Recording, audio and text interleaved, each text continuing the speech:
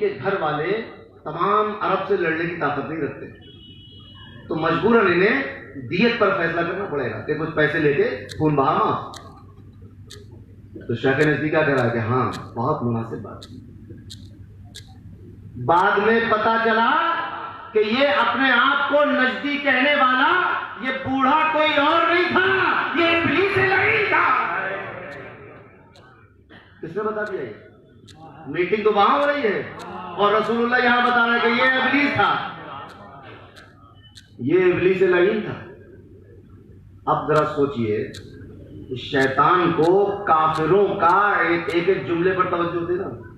शैतान को काफिरों का रसूल के खिलाफ जब एतमाद हासिल करना हो तो अपने आप को मदनी नहीं कहता, मक्की नहीं कहता, बगदादी नहीं कहता, शामी नहीं कहता, यमनी नहीं कहता, नजदी कहता है। नारे तकबीर, नारे रिसालत, नारे गौसियत, जश्न मुहसिने कायनात। अपने आप को शैतान नजदी कहता है। अब समझ लीजिए कि नज्द से और रसूलुल्लाह की दुश्मनी से कितनी गहरी निस्बत है। और मैं यहां से शैतान के सींग जन्म लेंगे, फितना उठेगा। और वही हुआ। मुसैलमा कज़्ज़ाब ने फितना बर्पा किया, लाखों लोग और हजारों लोग, सैकड़ों लोग मारे गए। फिर उसके बाद मोहम्मद बिन अब्दुल वहाब नजदी ने मारकाट मचा दी। वो तो मिस्र का मोहम्मद अली बादशाह था कि जिसने जाकर हिजाज में इनसे सारा सामान छीना और इनकी ईंट से ईंट बजा दी, वरना इन्होंने कोई कसर नहीं छोड़ी थी। मक्के मदीने में क़िताल किया इन्होंने, और क्या कहकर कहा कि ये मक्के मदीने के लोग मुशरिक हो गए। मक्के मदीने के लोग मुशरिक हो गए। क्यों? क्योंकि ये मदद के लिए या रसूल या अब्दुल कादिर कहते हैं। उस पाक का नाम लेते थे मक्के मदीने के लोग, या अब्दुल कादिर जिलानी कहते हैं। मुशरिक हो गए, इनको मारो। और मार दिया सबको, सामान लूट लिया। उड़ने थे इनसे सामान से। पूरी तफसील सैफुल जब्बार ने, सैफुल्लाह मसरूल ने लिख दी है। और वो इबारतें भी लिखती हैं जो उलमाए हरमैन ने उस वक्त इनके खिलाफ फतवा दिया था, नजदियों के खिलाफ लिखा हुआ है वो। अब ये अपने मुंह से कुछ भी कहते थे, ये सब लिखी हुई बातें हैं। और मदीने मक्के का तो अजीब मामला है। ये साहब बड़े रो रो कर तकरीर में कह रहे हैं कि भाई बताइए, लोग हिंदुस्तान से आते हैं, यहाँ नमाज नहीं पढ़ते जमात से, और कहते हैं कि इमाम ठीक नहीं है, अल्लाह के रसूल का दुश्मन है ये इमाम। बहुत रो रो के कह रहे हैं बताइए क्या अल्लाह इतना कमजोर है, मेरा रब इतना कमजोर है कि अपने घर की मस्जिद में, अपनी मस्जिद में अपने रसूल के गुस्ताख को खड़ा कर देगा। बहुत रो रो के कि अपने रसूल की मस्जिद में अपने रसूल के दुश्मन को इतना कमजोर है मेरा रब। अच्छा, तो तुम्हारा रब फतेह मक्का के बाद ताकतवर हुआ होगा, क्योंकि फतेह मक्का से पहले अल्लाह के उसी घर में 360 पुत्र रखे हुए थे। ये कौन सी दलील है कि अल्लाह कमजोर है मेरा के वहां? अगर अल्लाह हमारा रब तो हमेशा से है, हमेशा रहने वाला है। इस तरह की खोखली बातें ना करो कि मेरा रो रो कर लोगों को इमोशनल ब्लैकमेल कर रहे हैं तो मेरा रब इतना कमजोर है। अरे कमजोर नहीं है। आपकी इस बेवकूफाना दलील के मुताबिक ये साबित होता है कि आपका रब फतेह मक्का के बाद ताकतवर हुआ। अगर उससे पहले ताकतवर होता तो काबे में 360 बुत क्यों रखे हुए? तब भी तो वही रखा। ये कोई बात नहीं होती कि रब कमजोर है तो वहां कोई गुस्ताख खड़ा कर दिया। ये आजमाइश की बात होती है। तो सुन्नी मुसलमानों में भी नाअहली है। तरीके मुस्तफा को छोड़ना है वजह बर्बादी। इसी से कौम दुनिया में हुई बेइख्तियार अपनी। तो ये सजा के तौर पर है, ये कोई एजाजी तौर पर नहीं है।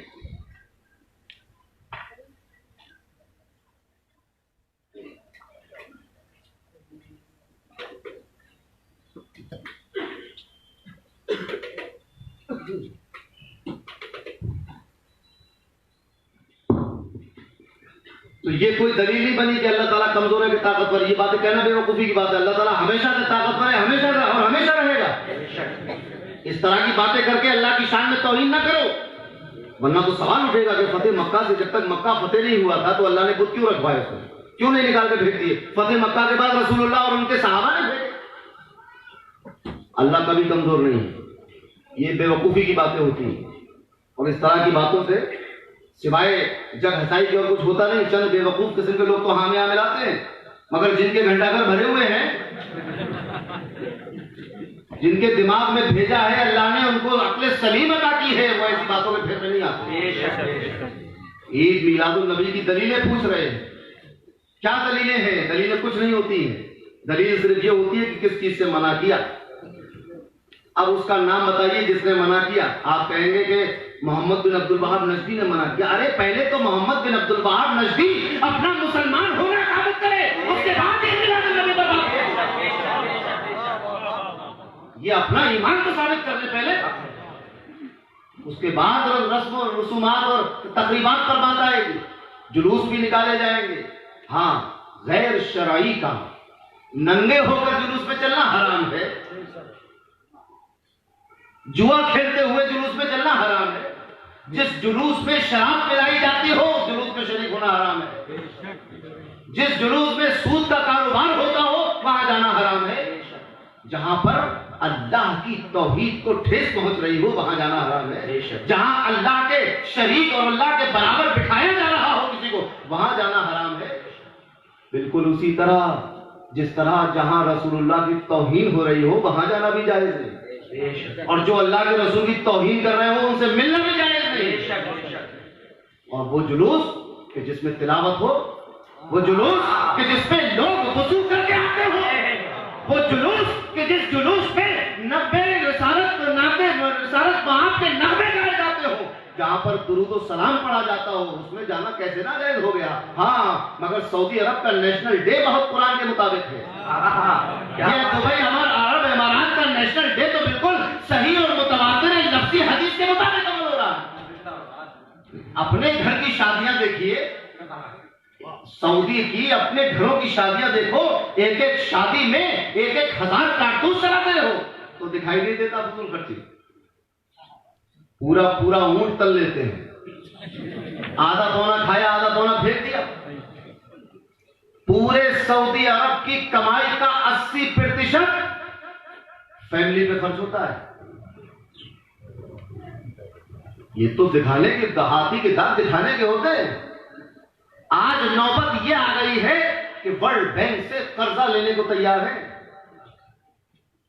कहां पेट्रोल निकल रहा था और सोना उगल रहा था, और आलम यह है कि सोने की कार में बैठा है, मगर हिम्मत नहीं है कि अपने मुंह से बगैर अमेरिका की इजाजत कोई बोल सके। अजीब किस्मत है, हम रसूल के गुलाम हैं, उनकी मर्जी से बोलते और सुनते हैं। तुम जिसके गुलाम हो उसकी मर्जी से बोलते और सुनते हो। जब सद्दाम हुसैन से लड़ाई हुई तो सऊदी अरब ने अमेरिका को बुला लिया कि आइए बचाइए हमें।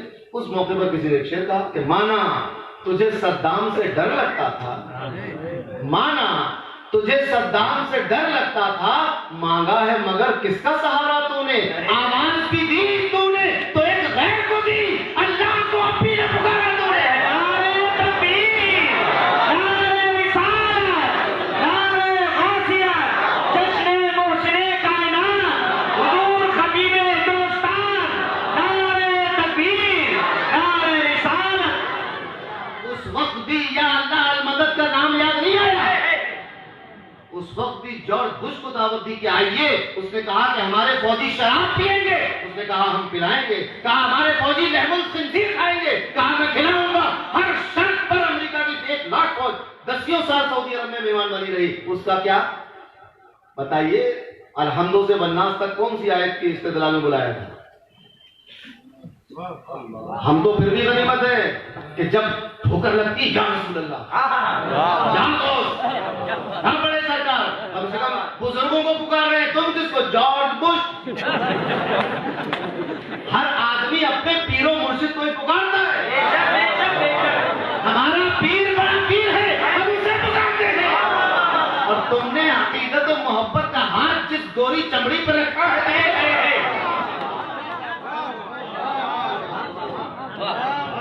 उसके तलवे चाटते हुए इस्तेआनत पे गैर अल्लाह की तमाम दलीलें भूल जाते हो। और यहाँ गरीब सुन्नी मुसलमान को आकर धमका रहे हो कि मदद सिर्फ अल्लाह से मांगो। कौन सी मदद अल्लाह अल्लाह से मांगे, उसका मजाक कीजिए इसलिए। 3 तकरीरें हुई हैं इसी पर कि मदद किससे मांगे, सुन लीजिए, तब तफसील से बयान हो चुका। और अब भी कसर रह गई हो तो मदरसा कादरिया के दरवाजे खुले हैं, और 12 रबीउल अव्वल तो 24 घंटे खुले रहेंगे। वैसे तो रात में बंद हो जाते, मगर 12 रबीउल अव्वल तक 24 घंटे खुले हैं, और लाइट हो या ना हो अंधेरा नहीं मिलेगा। पूरी खानकाह चिरागों से रोशन कर दिया गया।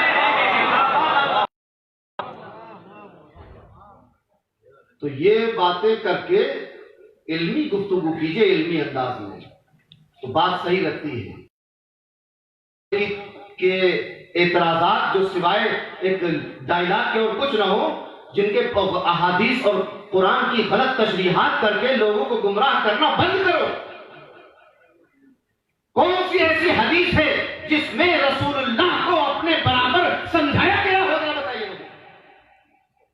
कौन सी कुरान की ऐसी आयत है जिसमें रसूलुल्लाह की ताज़ीम करने से मना किया गया होगा, ये मेरे सामने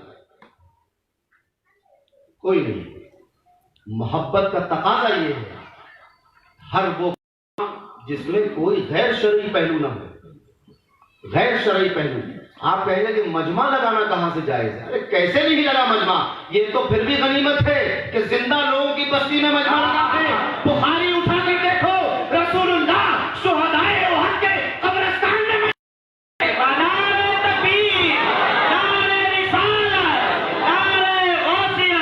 सरकार की आमद, गुलामाने मुस्तफा, शुहदाए उहद के कब्रिस्तान में जाकर करते, दिन मुतय्यन ना करो और दिन मुतय्यन ना करो और दिन मुतय्यन ना करो। हदीस पढ़ के देखिए, ये वाली हदीस जो पढ़ाते हैं बुखारी, बेइश्ते रिसालत जो पढ़ाते हैं बुखारी, आता है बुखार, उनको बुखारी नहीं आती। उठाकर देखिए अहादीस, नबी करीम कौन सी तारीख में जा रहे हैं शुहदाए उहद के यहाँ, तारीखों में, उन तारीखों में जिसमें वो शहीद हुए।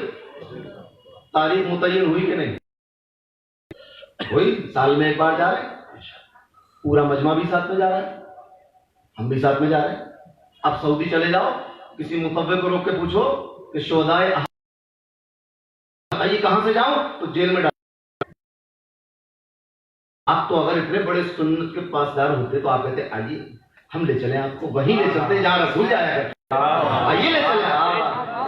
नहीं जाने देता, वादी उहद में नहीं जाने देते, शुहदाए उहद के मजार पे कब्रों पर नहीं जाने देते, बल्कि तोड़ भी दी। रसूलुल्लाह जाते थे साल में पाबंदी के साथ। अब पहुंचे, जाहिर सी बात है कि शुहदाए उहद के मजार मस्जिद नबवी में नहीं है, अलग है, वादी उहद का पहाड़ अलग है। वहां पहुंचे, मिंबर पर खड़े हो गए। कब्रिस्तान में मिंबर कहां का है? वो कोई मस्जिद तो है नहीं कि वहां मिंबर होता। पता ही चला कि मिंबर ले जाया गया, मिंबर भी लगा, उस पर खड़े होकर तकरीर भी की। तो शुहदा के शहादत की तारीख में अगर उनके कब्रों पर जाकर मिंबर सजाकर तकरीर कर दी जाए तो ये बिदअत नहीं होता, इसी को तो उर्स कहते हैं। आप नाम बदल लीजिए, मैं नाम बदलने को तैयार हूं, हटाओ। आज से बड़े सरकार के उर्स को उर्स न कहो, अली शहीद साहब के उर्स को उर्स न कहो, मीरा जी साहब के उर्स को उर्स न कहो। जो तुम कहोगे मैं उस पर तैयार हूं, मगर होगा नहीं जो रसूल ने किया है। तुम जो नाम दे दो, इंग्लिश का नाम दे दो, कि हिंदी का नाम दे दो, कि फ्रेंच में नाम दे दो, लातीनी का नाम दे दो, जो नाम दे दें आप, वही नाम के जरिए इस साल जो नाम आपने दिया वही नाम मुनाफिद हो रहा है। और होगा क्या? मजमा लगेगा, मिंबर लगेगा, तकरीर होगी, इसी का नाम दोष है। और जो मेले ठेले लग जाते हैं, अहले सुन्नत वल जमात उससे बरी है। बेशक अवामुन नास के अमल को देखकर मसलक पर, वरना तो फिर ये होगा कि जो सऊदी शहजादे शराब के नशे में पकड़े गए, इसका मतलब ये है कि इस्लाम में शराब जायज हो गया। सऊदी के शहजादे जो ड्रग्स लगाते हुए पकड़े जाते हैं, जो नशे के इंजेक्शन लेते हुए और शराबें पीते हुए यूरोप में देखे जाते हैं, तो क्या सऊदी हुकूमत ने शराब के हलाल होने का ऐलान कर दिया, जैसे कि ताश खेलने के हलाल होने का ऐलान कर दिया? कसीनो खोल दिया है। हम यहाँ जलसा लगा के रसूल का जिक्र सुनाए तो हराम, तुम वहां बैठ के मौलवियों को पत्ते खिलाओ तो जाए। आप जरा सोचें, कहां से कहां हो गया मामला। वहां कसीनो खुल गया है, अरब का सबसे बड़ा कसीनो है, और बड़े बड़े लाल इकाल डाले हुए लोग अरबी बोलते हुए आयन और है निकालते और पत्ते बांट रहे हैं, और पत्ते चल रहे हैं, उसमें ये बड़ी गाड़ियां भी हैं और बड़े लोग खेल रहे लोग पत्ते, वो ठीक है। और यहाँ बिठा कर ये कहा जाए कि भाई रसूल आए हैं, पैगाम लेकर आए हैं, अल्लाह एक है, अल्लाह के सिवा कोई माबूद नहीं, अल्लाह का कोई शरीक नहीं, मैं मोहम्मद अल्लाह का आखिरी रसूल हूँ। सब बयान क्या कुरान के कागजों में पत्ते खेल रहे हैं? क्या कर रहे हैं? आप जमजम धो के लाए पत्तों को, क्या किया है? तो वाक़या दुरूद तो आप क्या है नहीं, कैसे पाक किया उन पत्तों को? सदका दे दिया उन पत्तों का उतार को, क्या ज़कात निकाल दी उन पत्तों की कि पत्ते पाक हो गए? कैसे जायज हो गया पत्ते खेलना, बताइए। और यकीन बात रखो, ये कहेगा कि वो पैसों से थोड़ी खेलते, ऐसे खेल। अच्छा, ये दोष हमें ना देना। जिसने रसूल की अहादीस न पढ़ी हो वक्त जाये करने के बारे में, उसको तो रोब में ले लेना। अगर हमें रोब में ले लेना कि पत्ते खेलकर वक्त जाये हो रहा है, और वक्त जाये करना भी जायज नहीं। बेशक बेशक वर्जिश करना जायज क्यों है? क्योंकि सेहत अच्छी रहती है। खेल कूद जो आप कूदते भागते बच्चों से कहा जाता है खेलो, आउटडोर गेम खेलो, दौड़ो भागो, क्यों? जिस्म की नशोनुमा अच्छी होगी, इस गरज से खेल कूद जायज है। खाली बैठे इसी रूम में पत्ते खेल रहे, टाइम बर्बाद। तो कुरान पढ़ता, नमाज पढ़ता, दुरूद पढ़ता, कुछ करते, पत्ते खेलने बैठे, तो पत्ते खेलना जायज। यकीन मानो, पत्तों और जुए के बारे में नस्से कतई मौजूद है, यह जुआ हराम है। अब वहां भूल गए कि जो जिस कौम से मुशाबिहत रखता हो वो उन्हीं में से है। तुम मोंटी कार्लो के कसीनो से मुशाबिहत रखते हो तो सऊदी, तो खातिमुल हरमैन शरीफैन, और हम शेख अब्दुल कादिर जिलानी की मजलिस से मुशाबिहत रख ले, ख्वाजा अजमेरी की मजलिस से मुशाबिहत कर ले, तो हम बिदअती। दुरंगी छोड़ दे यक रंग हो जा, दुरंगी छोड़ दे यक रंग हो जा, सरासर मोम हो या संग हो जा। तो ये बिला वजह की बातें हैं कि ये कहां आया है कहां नहीं। ये बताइए कि कहां मना किया गया? कोई एक ज़रीफ हदीस दिखा दो कि मना किया गया है। कुरान में तो नहीं दिखा सकते, और आयत लेकर भी आएंगे तो अपने ही गुरु घंटाल की तशरीह लेकर आएंगे। वो तफसीर नहीं लाएंगे जिस पर उम्मत का इजमा है। 1300-1200 साल की जो तफसीर है वो नहीं लाएंगे, अपनी लेकर आएंगे। ऐसी बात न करो। जो बात जमहूर के दरमियान काबिल कबूल है वो मानी जाएगी, और जो इक्का दुक्का तफर्रुदात अपने लेकर चल रहा है वो नहीं मानी जाएगी। लिहाजा ये बता दीजिए, जुलूसे मोहम्मदी 9 बजे जामा मस्जिद शमसी के सदर दरवाजे से निकलेगा। 8:59 पर आकर दिखा दो सही हदीस कि जुलूस का मना किया है रसूलुल्लाह ने, नहीं निकलेगा। हम सही हदीस का अमल करने वाले, आप लाकर हदीस दिखा दें,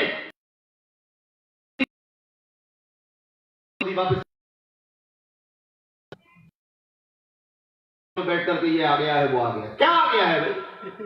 कुरान तो रसूल का इतना जिक्र करे कि बाद मुहक्किकीन कहते हैं कि हर 5 आयतों के बाद एक आयत पर दलालत करती है।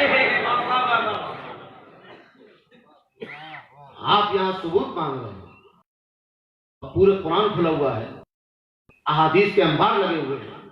जलालुद्दीन सयूती समझ में नहीं आते, इब्ने हजर अस्कलानी समझ में नहीं आते, इमाम समझ में आते जब ये लोग किसी हदीस पर जिरह करते हैं, उसको समझ में आते हैं। क्योंकि इनके मकसद की बात होती है कि जिरह कर दी तो अब रावी ज़ईफ़, तो हदीस ज़ईफ़ हो गई, और पूरी जिंदगी इनकी खाली है। क्या इमाम शाफई और इमाम अहमद बिन हंबल किसी के मुरीद मालिक का कोई शेख नहीं था? क्या इमाम आज़म अबू हनीफा का कोई शेख नहीं था? क्या इन्होंने किसी की सोहबत नहीं की? क्या इन्होंने किसी के हाथ नहीं चूमे? क्या नहीं किया इन लोगों ने? वो कुछ नहीं करते। आप बेहतर है खुल्लम खुल्ला कहो। हाँ, मैं खुल्लम खुल्ला कहिए। अगर हिम्मत हो, आप अजीबो गरीब आदमी है, जब बात कह भी रहे मुनाफिकों की अलामत है, आज ही पढ़ाया है मुस्लिम शरीफ में, मुनाफिक की अलामत है कि जब बोलेगा तो झूठ बोलेगा। क्यों इमाम आजम, इमाम शाफी, अहमद बिन हंबल और इमाम मालिक का नाम लेते हो? खुल के कहो कि मोहम्मद बिन अब्दुल वहाब नजदी ने हराम कहा है। कहिए खुलकर। क्या हाफिज इब्न तैमिया ने हराम कहा है? कहो खुलकर। कहो कि इस्माइल देहलवी ने हराम लिखा है। कसम खुदा की ये वो लोग हैं कि कयामत के दिन अपना ईमान साबित नहीं कर मिलेगा। बेशक बेशक ये वो लोग हैं कि अभी इनका ईमान साबित नहीं हो पा रहा है, ढंग से उलझे हुए हैं। अब बड़ी तबर्रुकात की कि तबर्रुक कोई चीज नहीं होती, तबर्रुक कोई चीज नहीं होती। किताब खोलकर पढ़िए। हाफिज इब्न तैमिया का इंतकाल हुआ, जब गुस्ल दिया गया तो गुस्ल का पानी बांटा गया। क्यों बांटा गया गुस्ल का पानी? इतना मुतबर्रक पानी। आपको अगर एक मुर्दे को निला दिया जाए तो पानी तकसीम हो साहब, ये तो हमने कहीं नहीं सुना तकसीम हो रहा। किताबों में लिखा है और हमने नहीं लिखा, आप ही ने लिखा है। आज का नहीं लिखा है, उसी जमाने के इनके शागिर्दों ने या शागिर्द के शागिर्दों ने लिखा है। वो सब हुआ तो ठीक, और यहाँ मुँह मुबारक की ज़ियारत हो जाए तो बेदत। वो मुँह मुबारक की जिसको नबी करीम ने अपने हुक्म से अपने चाहने वालों में तकसीम कराया हो, वही मुँह मुबारक जिसको तकसीम करा, उससे तबर्रुक नहीं बनेगा। कैसे नहीं बनेगा तबर्रुक? बरकत कैसे नहीं होगी यार? बरकत कहते किसको है? हम ज्यादा समझ रहे बरकत के बारे में, साहबा को कुछ नहीं मालूम था। नबी करीम सल्लल्लाहु अलैहि वसल्लम, सही मुस्लिम की हदीस दे रहा हूं कि साहबजादी का इंतकाल हुआ। क्या हुआ? जो औरतें गुस्ल, उनसे फरमाया कि 3 बार या 5 बार या 7 को गुस्ल दो बेर की पत्तियों के साथ, और फिर मुझे बताओ। कहा कि हुजूर गुस्ल दे दिया तो अपनी चादर मुबारक उतार के फेंकी और फरमाया कि कफन में सबसे नीचे इस चादर को पहनाना। कफन तो मौजूद था ना, हदीस के अल्फाज है कफन में सबसे नीचे इस चादर को पहनाना। जब कफन मौजूद था तो फिर इस चादर की क्या जरूरत? सही हदीस है मुस्लिम की। क्या जरूरत थी चादर देने की? जब हजरत फातिमा बिनते असद, हजरत अली की वालिदा का इंतकाल हुआ, खबर खो दी गई, मैयत उतार दी नहीं, आप उतर गए और लेट गए उस कब्र के अंदर। क्यों लेटे? और क्या कहा? क्या अल्लाह इसकी मग़फ़िरत फरमा दे, दुआ फरमाई, और बगैर वास्ते की दुआ नहीं की। किसका वास्ता दिया? अपना वास्ता दिया, अपना वास्ता देकर दुआ की है। बरकत कुछ नहीं होती। सहाबा रसूल का कुर्ता ले जाते थे, पुराना कुर्ता, पैबंद लगा हुआ कुर्ता, नया कुर्ता, जैसा भी हो ले जाते। तो लोग पूछते कि तुम रसूलुल्लाह से कुर्ता क्यों ले आए? तो क्या कहते थे साहबी? कहते थे कि अतबर्रकु बिहा, मैं इससे बरकत हासिल करूंगा, व उकफ्फिनु फीहा, और मैं इससे अपना कफन बनवाऊंगा। सुभान अल्लाह, सुभान अल्लाह। क्यों नहीं बरकत होगी? नबी से जिस चीज को निस्बत हो जाए उसमें बरकत होती है, और ये खैर और बरकत का महीना है। ऐसी बरकत दुनिया में हुई है? किस चीज में बरकत नहीं हुई नबी से मंसूब? कौन सी चीज है जिसमें बरकत नहीं? अच्छा, कम कौन, घट कौन गया? मैं तो नहीं कह रहा हूं परसेंटेज, तो मैंने नहीं निकाला। बरकत किस में हुई आप बताएं? 20% में बरकत है कि 80%? बरकत किस में? 80% को बरकत देते हैं, 20% को किल्लत देते हैं। पूरी दुनिया में जश्न मनाया जा रहा है, सिर्फ हिंदुस्तान में नहीं। तो अपने अपनी किस्मत की। मिस्र में देखो, एक से एक मुहद्दिस मौजूद है, जामिया अज़हर मौजूद है, बड़ा बड़ा मुफस्सिर मौजूद है, फकीह मौजूद है, तुम क्या जुलूस निकालोगे जो जुलूस कायरा में निकलता है? और कौन नहीं आता उस जुलूस में? बड़े बड़े मुफ्ती, बड़े बड़े मुहद्दिस, बड़े बड़े मुफस्सिर और कारी आते हैं उस जुलूस में। और जुलूस निकलता कहाँ है और पहुंचता कहाँ है? एक खानकाह से निकलता है और एक दरगाह पे खत्म होता है। फिर वहां असर की नमाज होती है, दरगाह में मगरिब की नमाज होती है और मगरिब की नमाज के बाद एक जलसा मुनक्किद किया जाता है। इसमें उलमा की तकरीरें होती हैं। पूरी दुनिया में सिर्फ आले शेख ही एक पढ़े लिखे लोग हैं। दीन को सीखना और सिखाना बेहद अच्छी बात है, मगर उस दीन को जो दीन सही से आप तक पहुंचा, अपनी मर्जी से नहीं। तो दलाइल जो लोग पूछ, दलील ये नहीं होती कि नहीं किया, दलील ये होती है कि मना कर दिया। और वाजिब और फर्ज होने की दलील ये होगी कि हुक्म दे दिया। अगर कर लेते सहाबा और रसूलुल्लाह, अगर कर लेते तो जायज नहीं होता, वाजिब हो जाता। उन्होंने नहीं किया तब तो जायज है, कर लेते तो वाजिब हो जाता, और अगर मना कर दे तो हराम और नाजायज हो जाएगा। अब आप ढूंढते रहिए 12 रबीउल अव्वल तक दलील। और यकीन मानो, अगर सामने नहीं आना चाहते भाई तो बैरन खत बगैर अपने एड्रेस के, मैं पैसे देके डाकी को छुड़ा लूंगा, उस खत में लिख देना कि फला हदीस में आया है कि ईद मिलादुन नबी ना मनाओ। मगर एक बात सुन लो, हदीस मानूंगा या कुरान मानूंगा? किसी आदमी का इस्तिदलाल नहीं मानूंगा।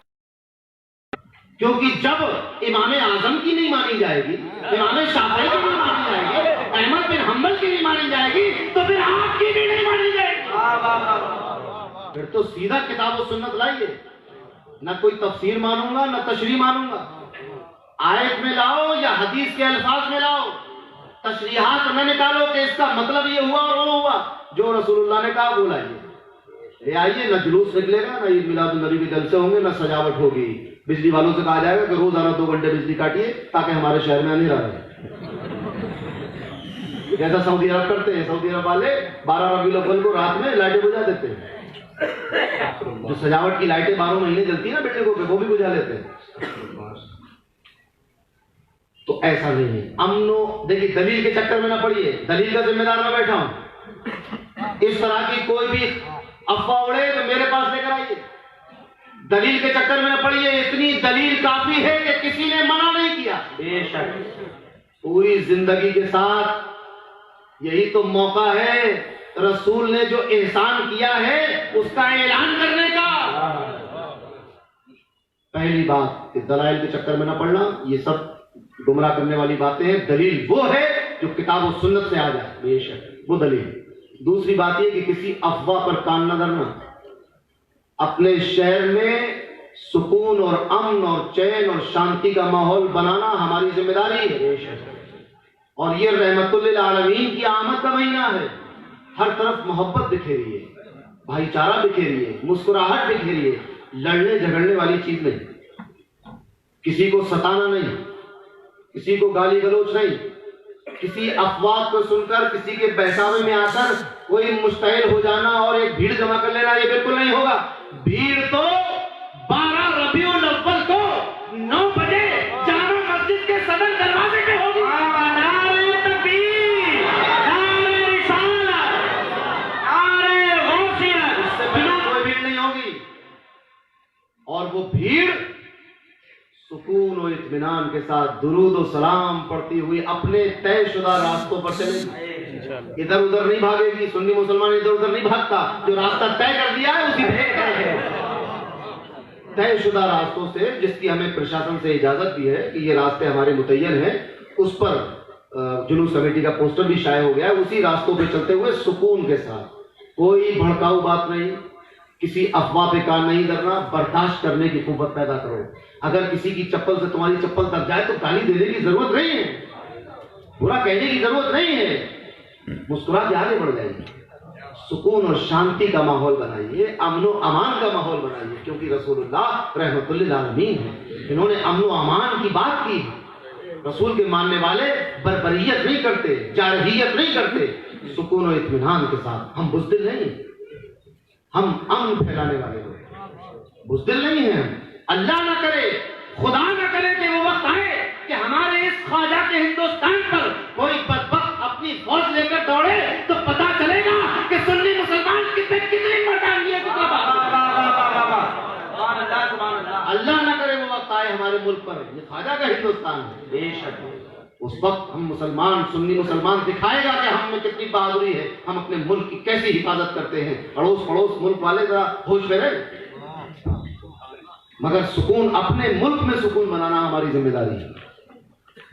सुकून के साथ खाली वक्त देखिए अगर हो तो घर में बैठिए, घर में दुरूद पढ़िए, नमाज पढ़िए, नवाफिल पढ़िए, अपने माँ बाप के साथ मोहब्बत का सलूक कीजिए, अपने बच्चों की अच्छी तरबियत कीजिए, वालिदैन की खिदमत कीजिए, बच्चों से प्यार कीजिए, अपने घर में रहिए, गली मोहल्लों में जरा अवॉइड कीजिए, चाय खानों में इधर उधर जाने को जरा अवॉइड कर दीजिए, कि भीड़ भाड़ लेकर घूमना फिरना बंद कर दीजिए। ये अच्छी बात भी, इस्लाम भी ये कहता है कि खाली वक्तों में बाजारों में ना घूमो, बिला वजह आप बाहर न निकलिए, टोलियां बनाकर किसी मोहल्ले गली में खंभों के नीचे खड़े होने की जरूरत नहीं।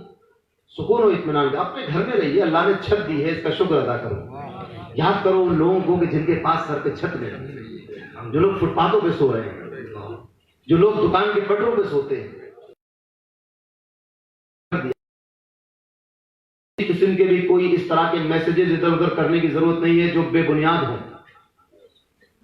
सुकून और इत्मीनान के साथ अल्लाह हामी और नासिर है इंशाअल्लाह। वाखिर दावाना अल्हम्दुलिल्लाह रब्बिल आलमीन। कल कहाँ है? कल जालंधरी सराय में जलसा है, वहां मुलाकात होगी इंशाअल्लाह 9 बजे।